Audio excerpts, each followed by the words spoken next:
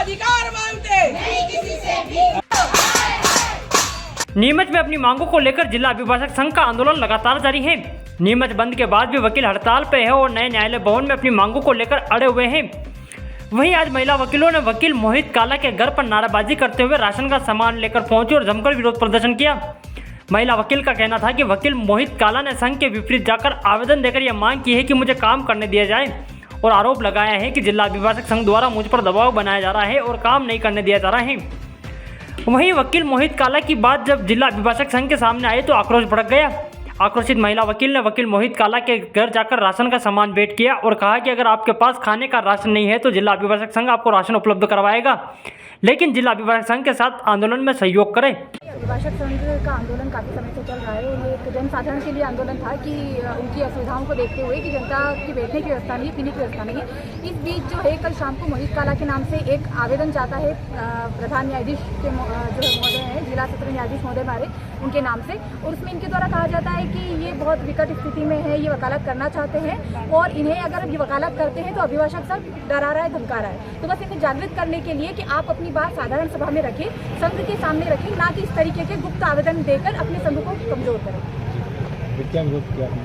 Sir हमारा विरोध बस इतना था कि अगर आपके यहाँ पर कमी है तो हम अभिभाषक संघ जो है आपके पास में पूरा दाल, आटा, चावल सब कुछ पहुँचाने के लिए सक्षम है। चलो हमारे आज 10-11 दिन हो गए हम लोगों की एक आंदोलन चल रहा है नई कोर्ट जो बनी है उसके विरोध में, जिसमें से हम सभी अधिवक्ता एक साथ रहकर उसका विरोध कर रहे हैं क्योंकि वहाँ कोई सुख सुविधा नहीं है। इस बीच में एक आवेदन जो आया है वो मोहित काला के नाम से प्रधान न्यायाधीश के समक्ष आया है, जिसमें इन्होंने कुछ ऐसी चीज़ों का उल्लेख किया है जिसमें इनको डर है कि हम जो अधिवक्ता हैं वो इनके साथ कुछ गलत कर सकते हैं। तो एसपी से भी इन्होंने सुरक्षा मांगी है, सबसे मांगी है, जबकि ऐसा कोई भी उद्देश्य अभिभाषक संघ का अभी तक इन 11 दिनों में ना तो न्यायालय के विरुद्ध हुआ है और ना ही किसी अधिवक्ता के विरुद्ध हुआ है। लेकिन इन्होंने ना तो अपनी बात आज दिन तक कभी भी अभिभाषक संघ या कार्यकारिणी के समक्ष कभी नहीं रखी। रेगुलर ये हमारी साधारण सभा की बैठक में आ रहे हैं, वहाँ पे अपनी हंस रहे हैं, बातें कर रहे हैं, लेकिन अपनी समस्या आज दिन तक 10 बार पूछने के बाद भी इन्होंने किसी को कोई जानकारी नहीं दी कि हम वहाँ जाके अपनी पैरवी करना चाहते हैं। अगर आज ये बोलते तो हमारी तरफ से ही स्वतंत्र थे, लेकिन इन्होंने अपनी समस्याएं कभी नहीं रखी और अचानक से ये आवेदन देकर पूरा अभिभाषक संघ को तोड़ने का काम किया।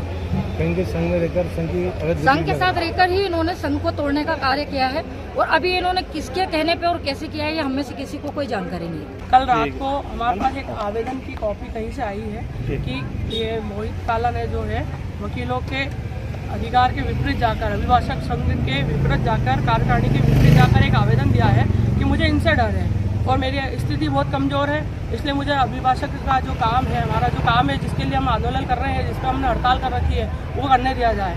इस तरह से हमारी कार्यकारिणी को भंग करने का प्रयास किया जा रहा है। अगर इनके अलावा कोई और भी वकील अगर ऐसा करता है तो उसके घर हम राशन की पूरी व्यवस्था करेंगे और अभिभाषक संघ को एकत्रित करने के लिए पूरी कोशिश करेंगे।